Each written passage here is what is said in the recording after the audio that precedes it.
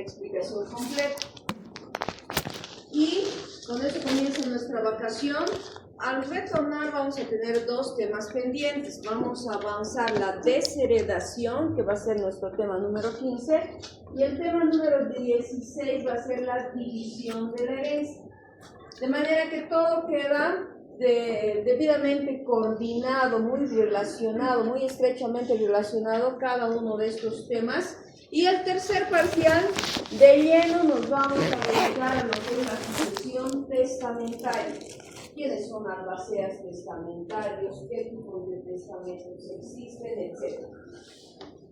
Bien, la colación es una figura que, como su nombre indica, es una recomposición del patrimonio del causante, dice, que realizó el anticipo de legítima, que vamos a ver a continuación. ¿Cómo se recompone ese patrimonio? Cuando tienen que devolver los herederos bienes, acciones y derechos que hubiesen recibido en vida del causante, para que todos los herederos se distribuyan la herencia por igual. Imagínense más o menos una situación de esta naturaleza. Cuando fallece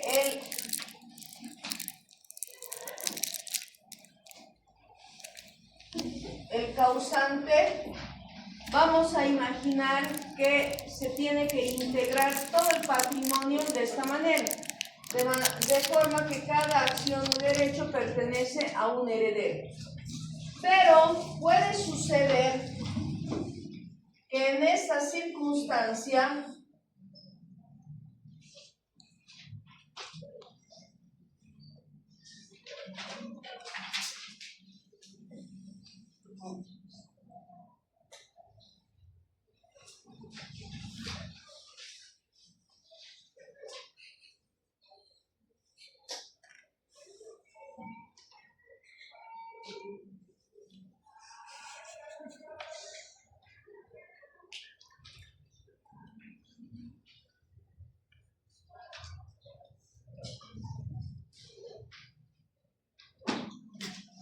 la colación es una figura más o menos así representada gráficamente. Cuando una persona fallece, lo que se hace luego de cumplir todos los procedimientos previos que hemos visto, empezando por aceptar la herencia, aceptar con beneficio el inventario, ya si hemos renunciado a la herencia, nada de esto nos tiene que preocupar porque hemos quedado fuera de esa sucesión hereditaria. Si hemos sido declarados indignos, también hemos quedado fuera y no nos interesaría nada de eso. Pero ¿qué pasa si ha llegado la sucesión, el momento del deceso de nuestro causante, y nosotros mentalmente tenemos una idea de esta manera? Todo este es el patrimonio de nuestro causante. Pero al juntar los bienes, nos damos cuenta que falta una parte dentro de ese patrimonio. ¿Y qué es lo que ha pasado? Sucede que nuestro causante, nuestro tronco común, se ha adelantado a anticipar la herencia a uno o más herederos, lo que ha generado que el círculo, en este caso, todos los bienes, no esté completo y que existe una parte que hay que recomponer. A eso se refiere la colación. Se trata de una recomposición, dice, del patrimonio del causante, a la que deben intervenir los herederos forzosos, devolviendo todas esas donaciones, devolviendo los bienes, acciones y derechos que hubieran recibido en vida del causante. Y se va a hacer, si nos imaginamos, la idea de la figura es que vamos a recomponer de nuevo el patrimonio, lo vamos a volver a armar hasta dejarlo tal como debería ser. Esto poniéndolo en un plano muy gráfico para que ustedes puedan entender. ¿Qué dice el artículo? Y cuando se abre esta figura de la colación, si ustedes se van al artículo 1254, por favor, si abren sus códigos en el 1254, primero el legislador parte precisamente de ese antecedente que es anticipo de la porción hereditaria. Vamos a revisar y vamos a leer por favor el 1254. ¿Quién tiene allá atrás? De la colación, artículo 1254, anticipo de porción hereditaria.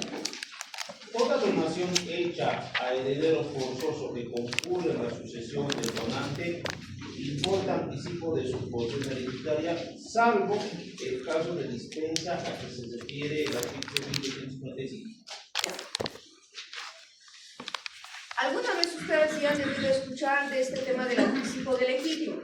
Muchos abogados recomiendan al cliente, para evitar luego al heredero esos trámites de la sucesión, que se pongan a ir al notario, paguen impuestos sucesorios, les dicen, hagan un anticipo de legítimo.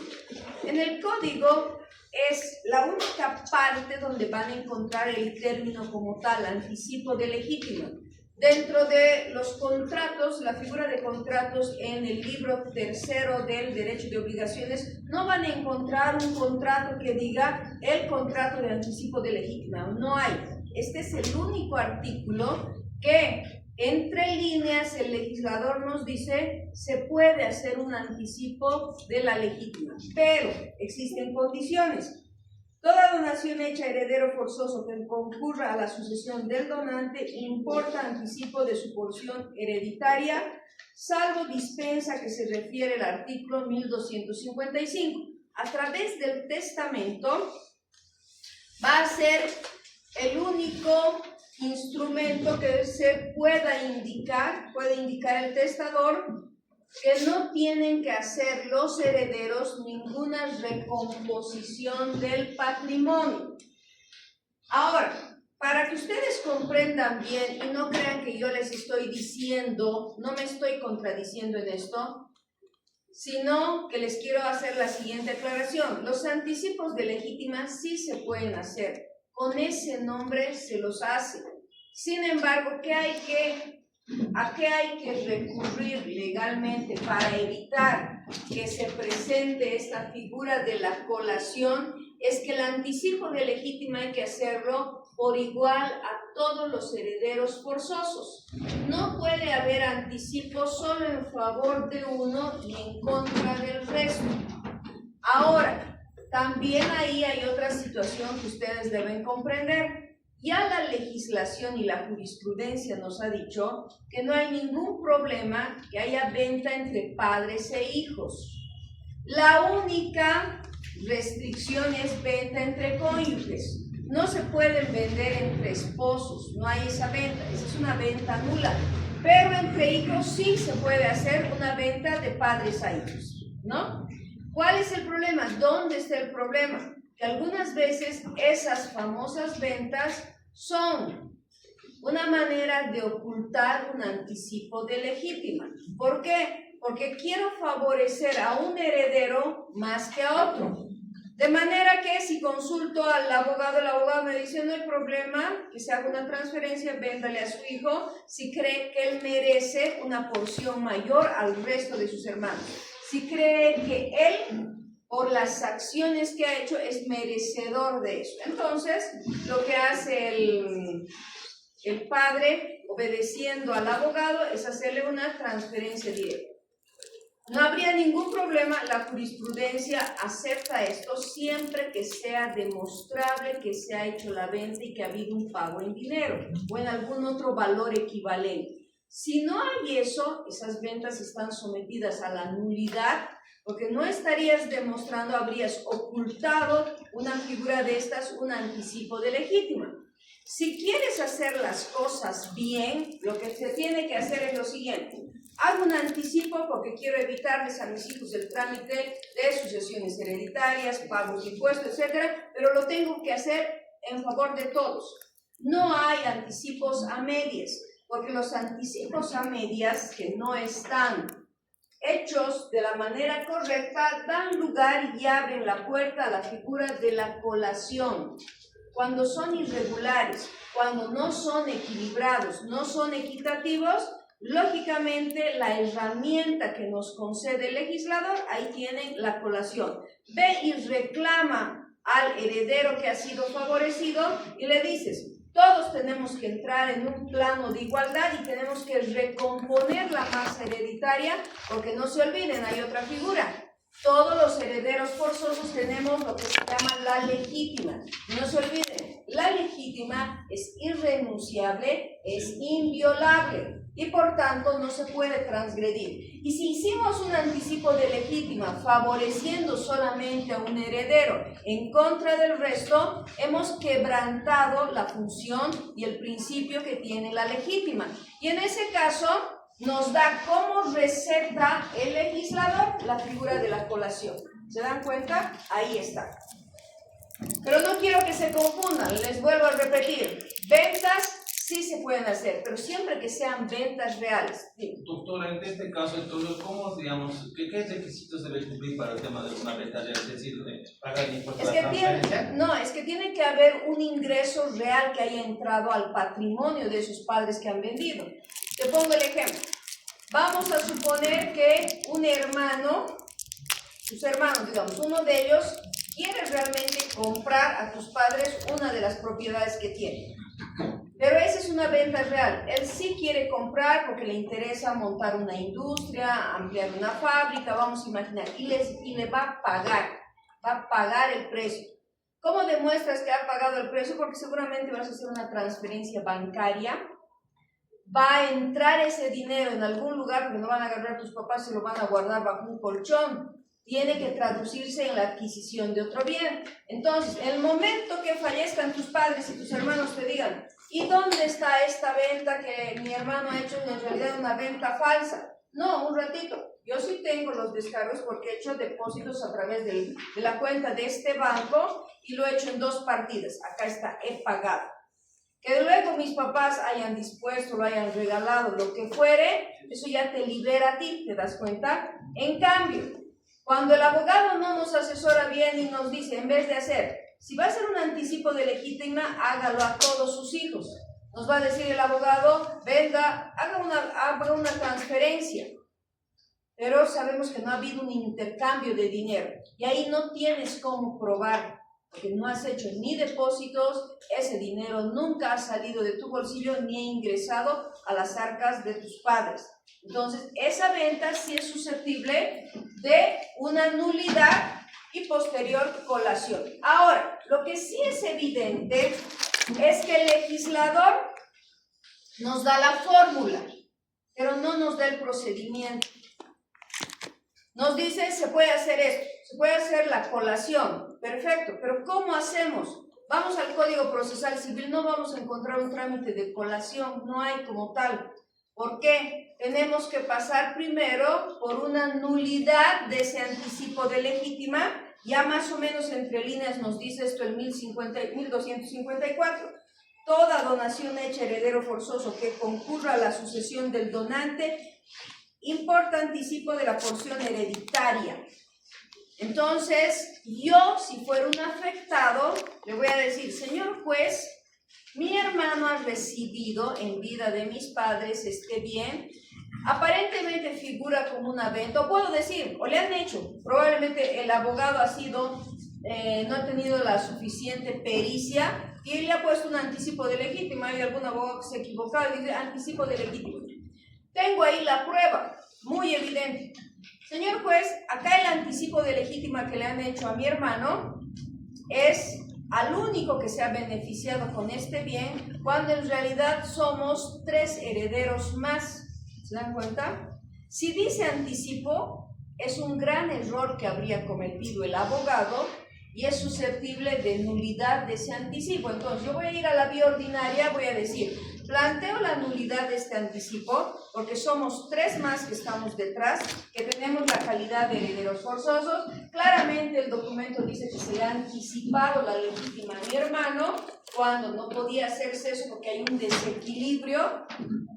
Esto importa que está afectando nuestra porción hereditaria, por lo tanto pedimos la nulidad porque es incorrecto y luego usted, aplicando la figura de la colación, que se incorpore a todos los bienes o a todo el patrimonio para que se distribuya de manera equitativa. En función, ustedes saben, es una aritmética simple. Luego sabemos cuánto es y lo distribuimos entre la cantidad de herederos. Si fueran un patrimonio de $200,000 que hemos recuperado entre 4 herederos, ¿cuánto les corresponde a cada uno? 50,000, ¿verdad? Entonces tendríamos la forma de recomponer el patrimonio. La siguiente clase vamos a ver las maneras que se hacen. Puede haber en especie, puede haber en dinero, eso ya lo vamos a ver, pero primero tenemos que anticiparnos a esto, a comprender gráficamente cómo funciona la figura, a la percepción de cómo funciona la colación, pero también a la aclaración de que no, la ley nos deja más o menos en incógnita, porque nos dice, se puede practicar la colación, pero no nos dice la manera. Eso hace que, obviamente, luego fruto del conocimiento y la práctica que ganamos en el ejercicio de la profesión, nos damos cuenta que vamos a llegar a esta figura, a poder aplicar esta figura solo a través de un previo proceso de nulidad. Vamos a tener que plantear la nulidad de ese anticipo de legitimar y como consecuencia y efecto de la nulidad vamos a llegar a la recomposición del patrimonio hereditario. ¿Se entiende? Cristian. Doctora, en caso que no digan que es anticipo y digan que sí le ha vendido, pero obviamente no existe la figura de la venta, ¿cuál sería el procedimiento? O sea, igual va a ser nulidad. Yo debería solicitar la nulidad de esa Exactamente. venta porque él tiene que demostrar, o esa persona tiene que demostrar. Que no hay tal venta. Claro, o sea, eso sería, digamos, mi caso, que yo le estaría demandando, pero él tuviera que demostrar que la venta ha sido real. Sí, si tendría no que, lo hace, claro, se queda nulo. claro. Dice, la regla en todo proceso, en toda acción, dice, quien demanda tiene que probar los hechos de su pretensión. Entonces, si yo voy a demandar la nulidad, le voy a decir, señor juez, ahí este documento. Y además voy a, como abogado, tengo que tomar varios elementos, sacar varios elementos. A ver, si me han dado una casa que se encuentra en la zona norte, que tiene 400 metros y está en Calacala, eso fácil es unos 250,000, por encima de 250,000. Si aparece comprando mi hermano menor de edad y que a esa edad no trabajaba aún, o que apenas había cumplido la mayoría de edad, teniendo 18, aparece comprando una casa de 250,000, ¿creen ustedes que eso sería creíble, factible? Por supuesto que no, y hay errores de esta naturaleza que cometen los abogados. Pero vámonos a la figura contrapuesta. Demandamos la nulidad, decimos esta venta es completamente irregular. En realidad lo que está ocultando es un anticipo de la porción hereditaria a mi hermano que ha sido de manera irregular porque está afectando a los demás y yo solo sostengo esto. Pero en cambio mi contraparte me puede bombardear con una serie de pruebas porque él puede tener sí descargos de pago y decir, el dinero yo lo he pagado a mis padres, lo he hecho en estas 3 partidas, podemos decir incluso había un contradocumento que suscribimos con nuestros padres en el que yo les he ido pagando en cuotas, no importa que se hubiera pagado en cuotas, pero que se demuestre que se ha pagado. Por ejemplo, si nuestros padres aceptaron que parte del pago vaya a una cuenta en el exterior, de alguna manera, yo he tenido un caso así donde se fue el dinero a la Argentina, y había ese problema. Hemos tenido que pedir con un exhorto suplicatorio a un banco en la Argentina para que demuestre que ese dinero había ingresado, ¿no? Entonces tiene que valorarse. Tenemos que tener los abogados ahí la habilidad y la experiencia para saber cómo voy a contrarrestar el argumento de mi contrincante, del que me está demandando, o si estoy en el lado opuesto, también estar preparada para decir, no, usted sí ha pagado, a ver, ¿dónde está ese dinero? ¿Cómo ha ingresado? ¿Qué han hecho? ¿En qué otros bienes se han adquirido más o menos a la misma fecha? Y ahí se demuestra y el juez dirá, no, efectivamente esta ha sido una venta real, ¿no? En caso de que yo haga la demanda, la carga probatoria obviamente también parte por mí. Sí. ¿Qué haría yo? ¿Qué documentación podría presentar? Porque no tengo frente a ni siquiera ni los documentos. Solo hay una sospecha. No hay título propietario. No, o sea, los documentos del bien sí existen. Pero yo como abogado, ¿cómo podría presentar mi carga de mi demanda indicando de que, bueno, tal persona no ha acreditado esa venta, ¿no es cierto? ¿Cómo yo podría hacer si no tengo ningún dato? O sea, ¿qué presentaría yo como prueba, como demandante? Es que ese es el tema, Cristian. Cuando uno quiere iniciar una demanda, no tiene que partir simplemente de una susceptibilidad o sospecha. Yo ya tengo que más o menos vislumbrar que por lo menos haber recibido información de alguien, de un pariente cercano, claro, que me diga, no, esa no ha sido una venta, tus papás han hecho figurar eso y yo puedo dar testimonio de eso.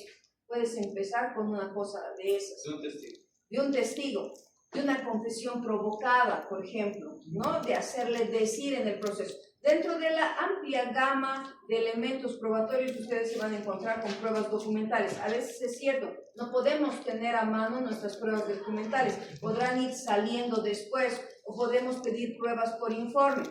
Puedo yo sospechar y decir, señor juez, quiero que por favor de mi contraparte no trabaja, por decirte algo, no trabaja hace más de 10 años. El sistema financiero certifique si él tiene cuentas en el banco, si no tiene nada, de dónde había generado. Que certifique si tiene algún oficio o trabajo conocido, de dónde habría podido generar ese dinero. ¿Te das cuenta? Entonces hay que ir pensando, armando en función de eso. Bueno, ¿cuáles son los puntos? Sí, dime. Allá y alguien más quería por acá, ya, después seguir. Doctora, entonces estaba hablando, se me ha pasado algo por la mente. Al vender la casa tiene que ser a un valor real. ¿Qué pasaría, digamos, puede haber un caso donde el papá decide vender la casa, pero no un valor alto, sino por darle a su hijo, por beneficiarle a su hijo, lo vende en menos precio, digamos, una casa que cuesta $20,000 o $50,000, lo vende a $10,000. Se puede hacer ese caso, pero él lo va a pagar en efectivo. ¿Puede pasar eso? Igual, si demuestras que ha habido tal pago, sí. Ahora hay otro elemento. No se olviden que en las minutas de transferencia, o sea, la minuta como tal no va a ser una prueba al 100%, porque en las minutas de venta nunca ponemos precios reales. Se van a dar cuenta ustedes en la práctica que los valores que ponemos en las minutas de transferencia son las bases imponibles. ¿Por qué ponemos esto? Para pagar el impuesto y que el impuesto sea menor. A ver, si la casa en realidad cuesta $200,000 y yo le pongo en mi minuta $200,000, saquen el 3% de $200,000. En cambio, si yo agarro la base imponible y la base imponible de esa casa, que siempre es inferior, me dice 125,000 bolivianos. ¿Qué tengo que hacer? Para evitar que mi cliente pague más, le voy a poner los 125,000 bolivianos. Voy a acompañar, ¿ya? Pero yo tengo serias sospechas de que ese documento es completamente armado, ¿ya? Vamos a imaginar que tú eres el hermano, que tú eres el que has comprado. Si yo te demando, tú tendrás que demostrar, efectivamente, señor juez, en aquella oportunidad, para evitar mis padres que yo pague recargados valores para el registro de este derecho propietario, hemos utilizado la base imponible. Sin embargo, también debo aclarar que obviamente ha habido una diferencia en el precio, pero ha habido una venta. Tengo un contradocumento y en ese contradocumento dice que me han vendido por este valor y se puede acreditar ese valor. Y si ese dinero tus padres han agarrado y han invertido y han comprado un lote de terreno, podrías decir, y además no he afectado en el derecho a la legítima de mis hermanos porque está traducido en ese lote de terreno que de paso se ha comprado, por decirte algo, se ha comprado en Santa Cruz, en una zona que tiene un alto rendimiento económico. ¿Qué habrías? Habrías revalorizado la propiedad. ¿Dónde hay? No tengo yo argumentos, tú vas a contrastar mis argumentos y obviamente no va a haber tal nulidad. ¿Sí? Se van a dar cuenta que en este juego de posiciones, yo les puedo dar ejemplos muy básicos o muy sencillos, pero estar en la práctica y litigar ya es otra cosa. Es completamente distinto. Ahí tengo que trabajar demasiado la mente, para armar verdaderamente mis argumentos y poder contrarrestar los de mi contrincante. Sergio, me decía. Tomando la figura del compañero que decía de la compra del vehículo, ¿hay algún plazo determinado para iniciar el proceso de nulidad? La nulidad en realidad les va a enseñar su docente que son nulidades imprescriptibles. La nulidad es imprescriptible. Solamente la nulidad testamentaria que vamos a ver sí está sujeta a un plazo, que son 5 años. Pero luego, si hablamos de negocios jurídicos como compra-ventas, donaciones, estas están alcanzadas por la imprescriptibilidad o protegidas más bien, ¿no? Entonces la nulidad se puede plantear en cualquier momento. ¿Ya? Doctora, adicionalmente a esto, pudiese yo, por ejemplo, colocar como carga de prueba, no sé, estaba pensando en las cuentas bancarias de la persona que ha fallecido. Podría, porque ahí podría decir, acá nunca se ha demostrado que esa persona ha recibido el monto de dicha o de la supuesta venta. Claro, y más todavía si armamos una línea cronológica y decimos, la venta se ha hecho el 2020, la supuesta venta. Pido a la ASFI un extracto de la cuenta. Para el 2020, ni próximos, en los meses siguientes no ha entrado nunca ese dinero. Y además No hay también forma. puedo pedir cuántas cuentas bancarias tiene esta persona. Puede existir, claro, se puede acudir a eso también. Bien, fundamentos de la colación. Primero, la idea central, les he dicho, del legislador, además es una idea coherente. Sería incoherente no plantear esta figura, porque primero el legislador nos habla de la legítima. Si la legítima es un derecho irrenunciable que tiene todo heredero forzoso, ¿cómo garantizamos y cómo blindamos ese derecho frente a algunas liberalidades que puede tomar la persona que va a fallecer luego? ¿No? Entonces, ¿cómo procuramos que realmente se respete ese derecho a la legítima? A través de la figura de la colación que trata de asegurar esta perfecta igualdad entre los herederos. Protege el equilibrio patrimonial para que este conjunto del patrimonio sea distribuido en partes iguales en favor de los herederos. Y siempre protege frente a estos anticipos que son desiguales. Vamos, sin embargo, a leer la excepción en el artículo. En esta clase solamente vamos a leer este artículo 1254 y el 55. La siguiente clase vamos a desarrollar los demás artículos hasta el 1264. Pero vámonos al 1255. Rodrigo, ¿tienes? Cierto. Colación entre herederos forzosos. Artículo 1255. Colación entre herederos forzosos. Parágrafo primero. El heredero que concurra a la sucesión con otros que también lo sean, deben colacionar a la masa hereditaria todo lo que ha recibido del difunto por donación, directa o indirectamente, excepto cuando el donante o testador hubiese dispuesto otra cosa. Parágrafo segundo. El heredero dispensado de la colación no puede retener lo donado más que hasta la concurrencia de la porción disponible. Acá tiene que entenderse de la siguiente manera. Lógicamente ya vamos a anticiparnos a lo que es la sucesión testamentaria. Dice colación entre herederos forzosos. Otra aclaración además. La colación es una figura destinada solo a los herederos forzosos. No se olviden que son los únicos que tienen el derecho a la legítima. Ningún otro heredero más. Los colaterales, los simplemente legales, no tienen derecho a la legítima. Entonces, esta es una figura para poder proteger ese derecho que tienen exclusivamente este grupo de herederos. El heredero que concurra a la sucesión con otros que también lo sean debe colacionar a la masa hereditaria todo lo que ha recibido del difunto por donación, directa o indirectamente. Acá la palabra es clave, directa o indirectamente. Directa es que yo haya hecho un documento donde diga anticipo de legítimo. Y la indirecta, no, que lo haya hecho a través de una compra-venta. Haya querido disfrazar ese anticipo con una compra-venta. Entonces, directa o indirectamente, he hecho un anticipo, un adelanto. Excepto, dice, cuando el donante o testador hubiere dispuesto otra cosa. El testamento sería el único documento donde yo puedo decir, tengo 4 herederos.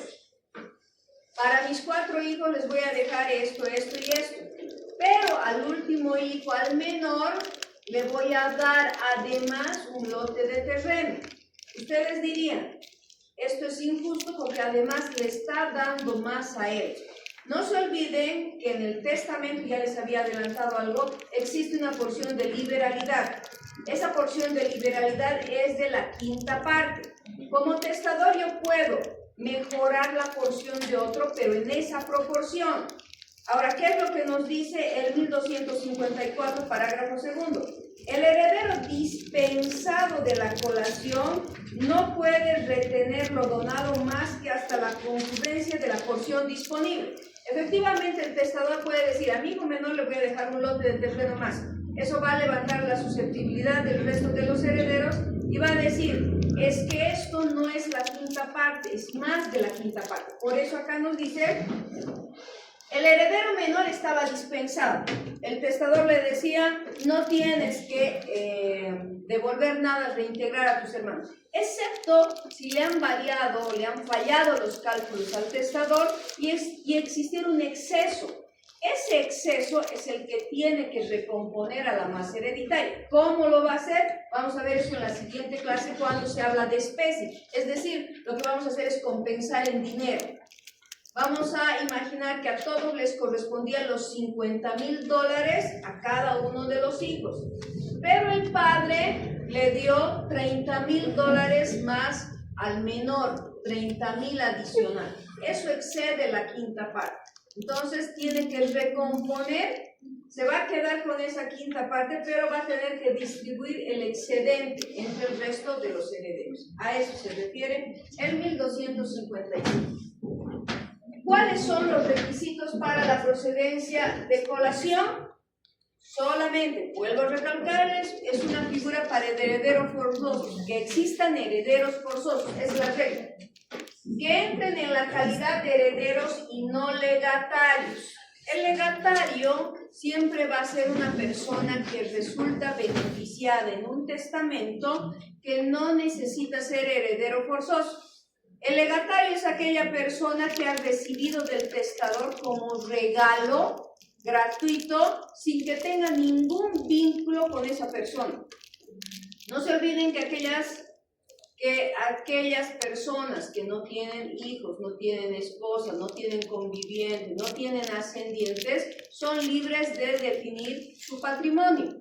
Y si el abogado les recomienda y le dice deja un testamento, puede dejar en favor de cualquier persona, incluso de una persona jurídica. Si yo, como alguien que no tiene ningún heredero forzoso, quiero beneficiar a una institución que hace una actividad de tipo cultural, imaginémonos, qué sé yo, de tipo cultural, quiero dejar mi dinero a la Sinfónica, por ejemplo, ¿no? Que necesita para mejorar la calidad artística, puedo hacer una cosa de esas. Entonces, ese es un legatario, y el legatario no está obligado a colacionar porque él no tiene legítimo, y además no se va a enfrentar con otra persona más. No hay quien le haga frente y le reclame y le diga estás afectando mi derecho, porque en realidad no existe esa persona. Que los bienes los hayan recibido en vida del causante, ya sea a través de este documento, anticipo de legítimo, o una forma disfrazada de venta, tiene que ser antes del fallecimiento.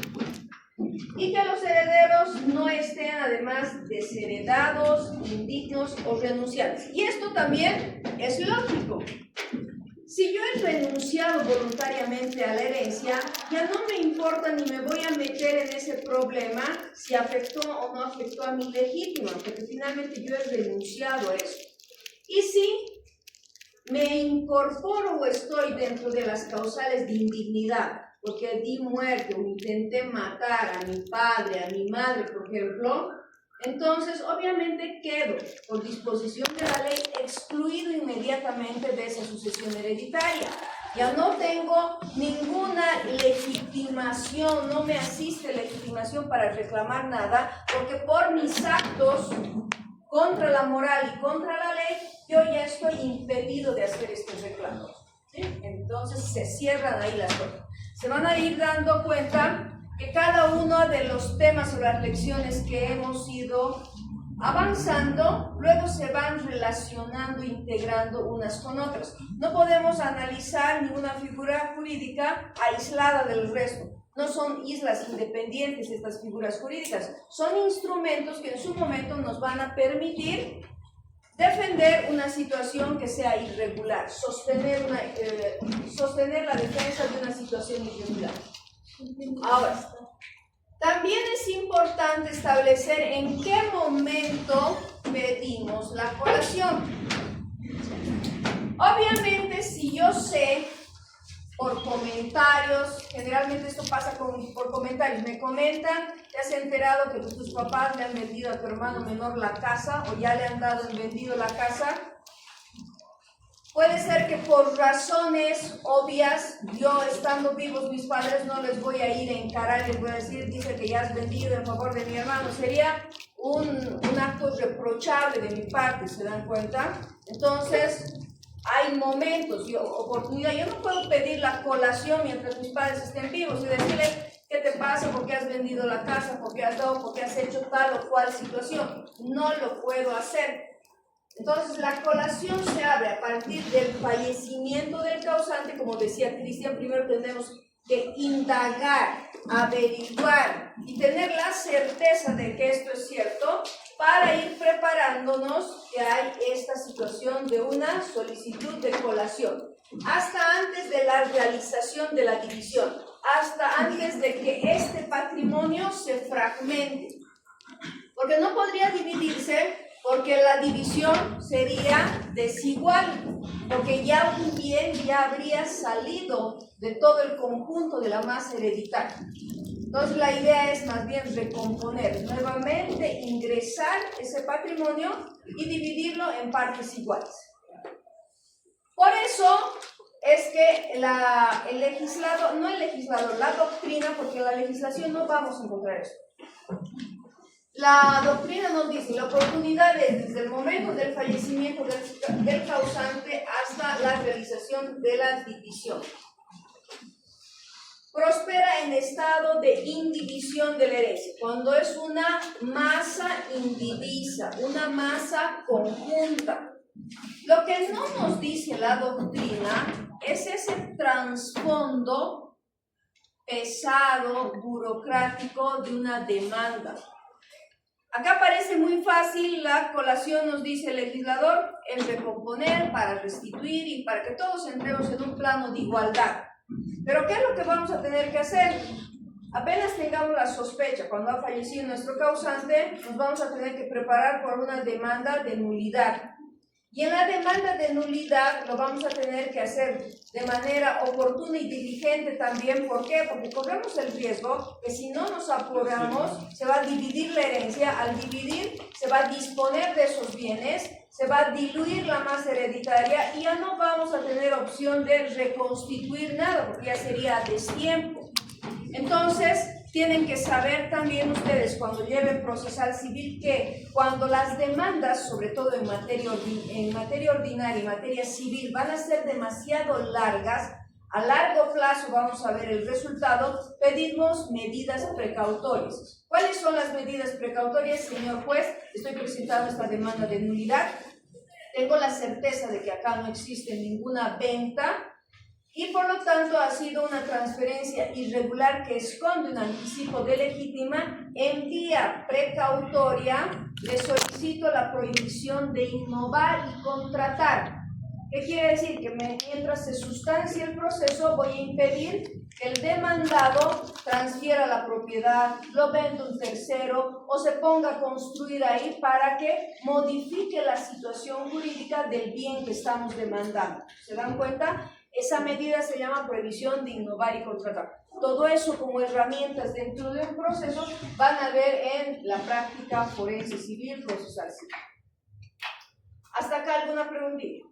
Hablando sobre el tema de inicia un proceso para que no pueda venderlo, pero ¿qué pasa si lo vende antes de que fallece el padre, por ejemplo, han hecho el contrato, pero no le ha pagado, digamos, de una propiedad a su papá o a una vez entre ellos, pero su hijo en ese tiempo, cuando esté en vida, que es el padre, ya lo vende, que es de la casa. ¿Qué pasaría en ese caso?